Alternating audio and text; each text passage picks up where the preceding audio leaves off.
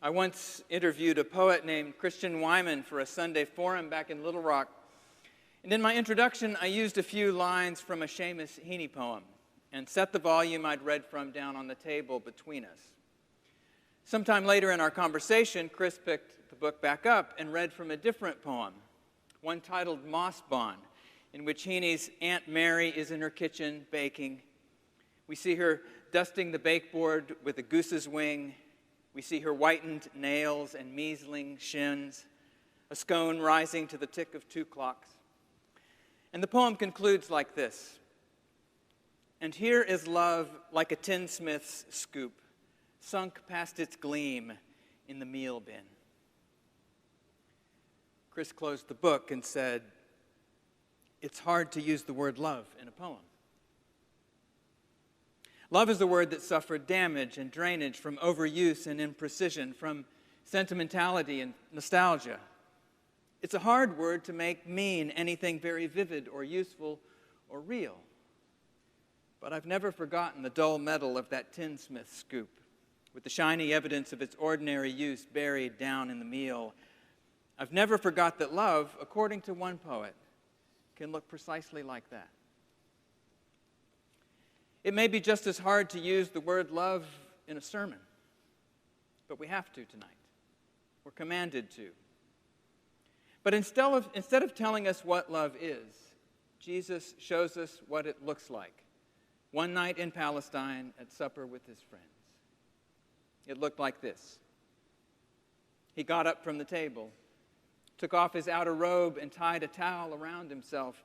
Then he poured water into a basin and began to wash the disciples' feet and to wipe them with the towel that was tied around him. That's love, says Maundy Thursday.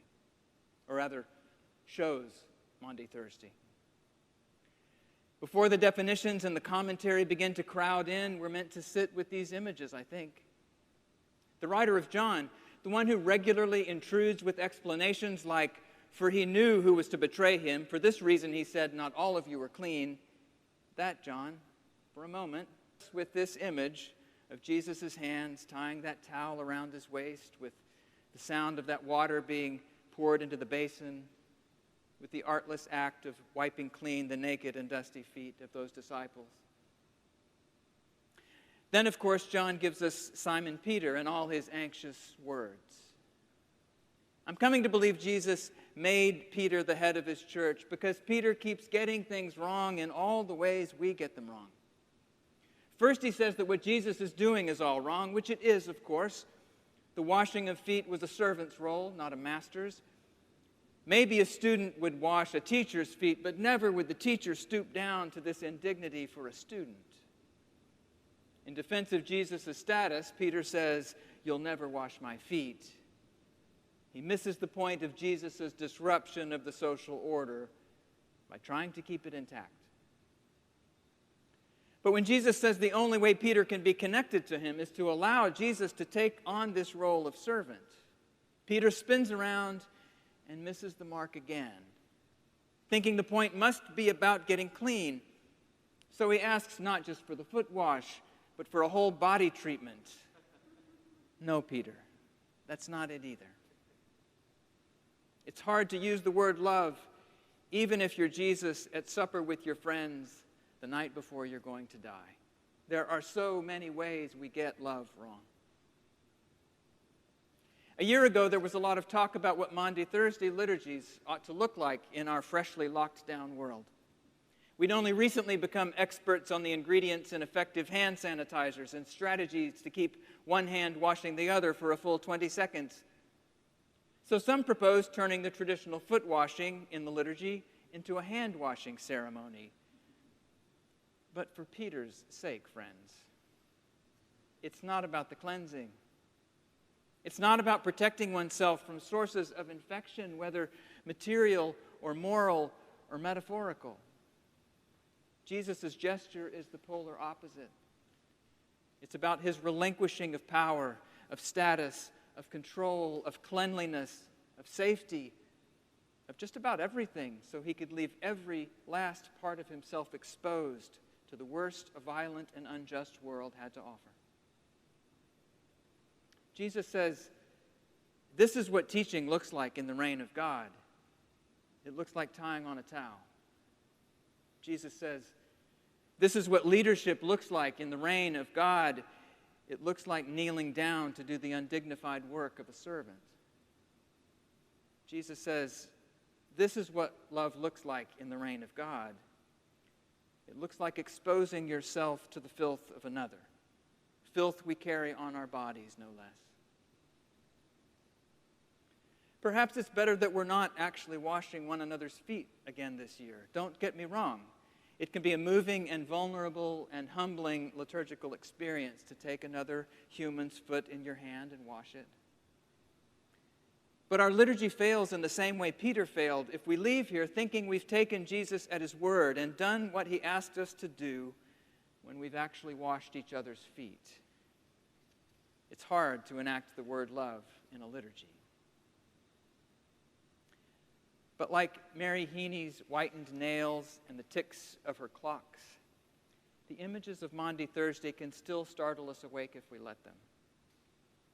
But to do so, we have to let them reorder actual structures of authority and power in our actual lives, in our actual world, as they actually are today, especially the structures that serve us. Paying sentimental homage to the poor and the suffering, even doing works of charity to lend a little help, won't suffice. Not if it leaves us in control, at least. Obedience to Jesus will mean granting deep and meaningful dignity, and the power that should attend it to people it doesn't make sense for us to grant that dignity to. People we'd rather not take over the control we'd been asked to relinquish. Especially, it will mean letting go of our own claims to dignity and power, claims we probably believe we deserve. Dignity and power, you and I probably assume, are the means we have to do some good in this world. Service in which they stay intact is simply something different from the way of love modeled by this strange Savior of ours that night at supper with his friends.